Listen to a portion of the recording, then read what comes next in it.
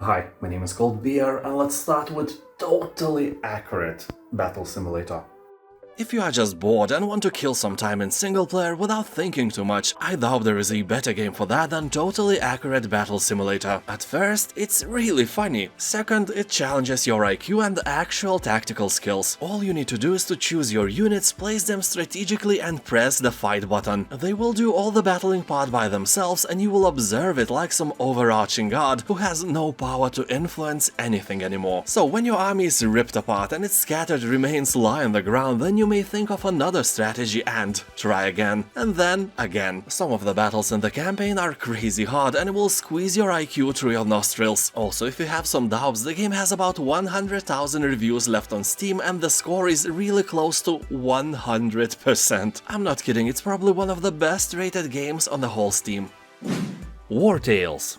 It has been 100 years since the world saw the fall of the once great Edoran Empire at the hands of an unprecedented plague that swept the nation. So prepare to lead a group of characters in a huge open world where combat, death and thirst for riches will shape and define your day-to-day life. You are not a special chosen one ushering in a new era of peace. Nah, your goal is solely to survive. Well, and thrive in this harsh and hostile land. From the most insignificant petty thieves to the land's most notorious figures, there is no such thing as a profit too small to take. You can recruit from the vast array of new companions with numerous unique skill sets and weapon preferences, resulting in a plethora of possible builds. You will accept contracts that will take you on a task to defend, liberate and save the many inhabitants of the land for money. You are not a hero, remember? Also here you will be able to collect bounties. From the most insignificant pathetic thieves to the land's most notorious figures. There is no such thing as a profit too small to take. Very wise words,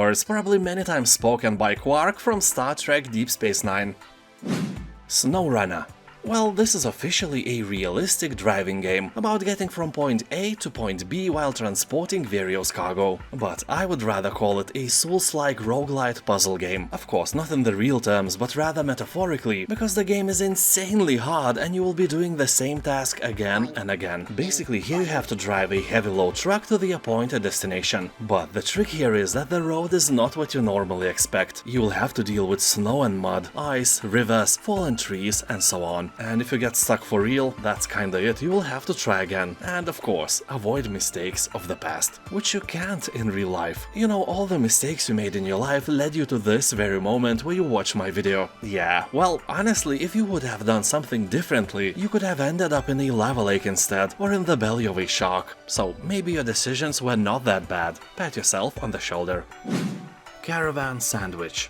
Here you will embark on a journey across a sci-fi world. Driven by a mystery to find your missing sister, you will interact with various communities, help them with their tasks and meet new people along the way. Take your time to explore the world, whether in your van or on foot. The game is aiming to be crowned as a king of relaxing exploration games. Here you will find no combat, no death, no timer, just you, your van and the world. Here, equipped with an array of essential tools, you will upgrade your van to open up new passages and ruins. From navigating treacherous terrain to uncovering ancient historical sites. Every step of your journey will bring you closer to unraveling mystery behind your sister's disappearance. This war of mine. Here you will take care of a group of civilians trying to survive in a besieged city, struggling with lack of food, medicine and constant danger from snipers and hostile scavengers. The game provides an experience of war seen from an entirely new angle. The pace of the game is imposed by the day and night cycle. During the day, snipers outside stop you from leaving your refuge, so you need to focus on maintaining your hideout, crafting, trading and taking care of your survivors. And at night, take one of your civilians on a mission to scavenge through a set of unique locations for items that will help you stay alive, you know, like medicine or a box of beer. R.E.P.O. or just R.E.P.O, call it as you want. The game has above 90% positive review score, left by more people than I have subscribers. So now when I have your attention, this is a ridiculous online co-op horror game for up to 6 players. It features physics, proximity voice chat and really scary monsters. Here you will venture into terrifying environments to extract valuable objects using your physics-based grabbing tool. There are many games like this one, but only a few have a vibe cool enough for players to actually like it and play the shit out of it. Here you'll have to transport anything from heavy pianos to fragile ceramics and use teamwork to make sure that the precious cargo will safely reach its destination. And stay quiet while carrying a piano down the dark corridor. Yeah, you see the irony, I guess. The game is ridiculous. People on Steam are praising it as the funniest and scariest mix in one. A very enjoyable experience. Lightyear Frontier. Here you land on a beautiful, vibrant planet and have to find your mech. Yeah, here you and your machine are almost inseparable. All the building, walking around and exploring is being done by you controlling this huge, a bit sentient mech, who sometimes makes a funny comment or two. Reminds me of Rift Breaker. One of the coolest things here, I think, is visuals. I rarely see this kind of polish in these kinds of games, and this beauty can be immortalized by the game's photo mode. Yeah, some serious AAA games quite often get a full release version without photo mode available, and here you can take wonderful pictures of yourself whenever you want. So basically this is a crafting and building game, so you have to roam around with your mech and collect various resources, then convert those resources into some machines, buildings or anything you like. Although this game is not only about mech upgrading, crafting and building, the exploration part is here as well. Not as big as I would want it to be, but when I played it, I found some dungeons where I couldn't go with my mech, so I had to leave my machine in order to squeeze myself into tight places. That is a nice touch. If you like these crafting games, there is a huge chance that you will like this one as well. A story about my uncle.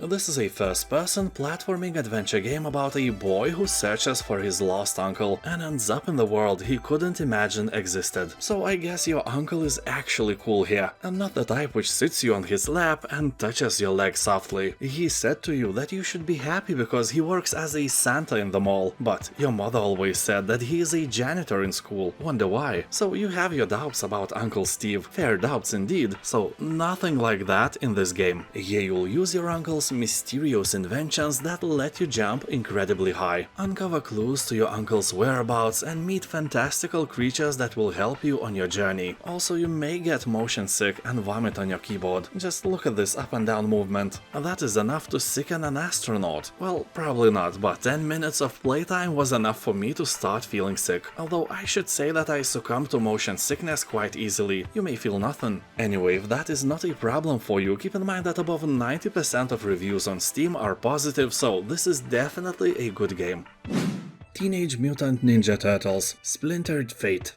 This is a fast-paced roguelike action game. You will take control of all 4 turtles, each wielding unique powers, and team up with friends for co-op gameplay. And when I say friends, the game offers even a split screen, like developers actually believe that we have real friends. That is so cute. So here you'll explore iconic New York City locations, upgrade your turtle powers, and prepare to face off against well-known enemies, especially the evil boss, that physicist Schrödinger, or something similar. I swear, I remember when I was a kid and I was arguing with other kids who would win in a fight, Schrödinger or Dark Vader. Yeah, those two could fight, that's for sure. So, have I pissed both fandoms already? Tell me, have you written a comment explaining the real names to me and now shamefully deleted it? Yeah, at least in your mind, right? So the story is quite simple. Kreese kidnapped Master Miyagi and now Karate Kid's... Oh wait, no. Shredder kidnapped the Rat Sensei and the turtles have to kick his ass and save the master. During the adventure you will face a whole pantheon of Teenage Mutant Ninja enemies, like Bebop, Rocksteady, giant crocodiles and other mutated animals. Looks like a fun game with friends,